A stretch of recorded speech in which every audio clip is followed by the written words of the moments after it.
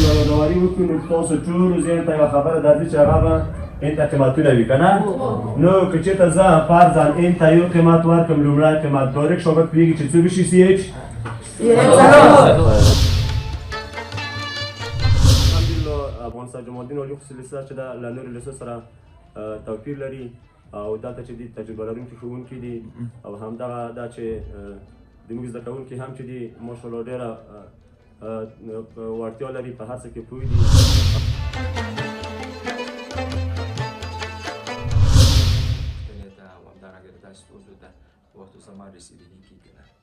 الحمدلله موږ له پوهنې ریاست سره د پوهنې له ټولو ارګانونو سره نیک روابط ساتلي دي د هغوی مشورې د هغوی غوښتنې وخت په وخت اورېدلې دي هغو ته لبیک ویلی ده او د هغوی مشورې دي چې موږ یې تر دې حده پورې رارسوو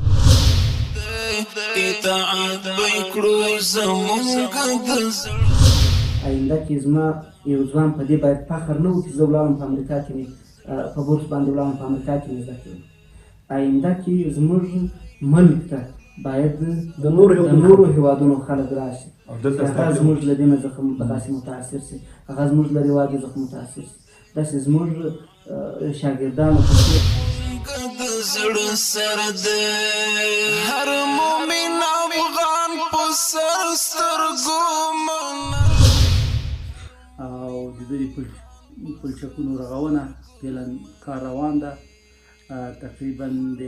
504 میلیون افغانۍ په ارزښت پروژه منظوره شوې ده او د بابر نبات او برایټ بیلډر شرکتونو په عملي چارې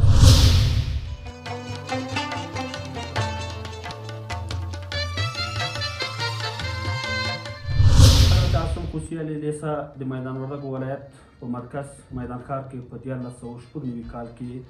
ایجاد او تاسیس شوې ده او د میدان وردګ ولایت د ولسونو لپاره فعالیت شروع کړی ده په دې لیسه کې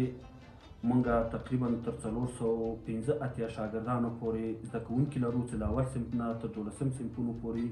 دوی پکې مصروف دي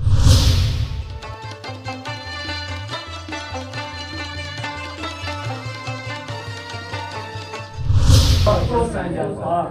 لیکن بچه سنج الفا ضرب کوسنج الفا تقسیم پر چی شی؟ یا سنج پر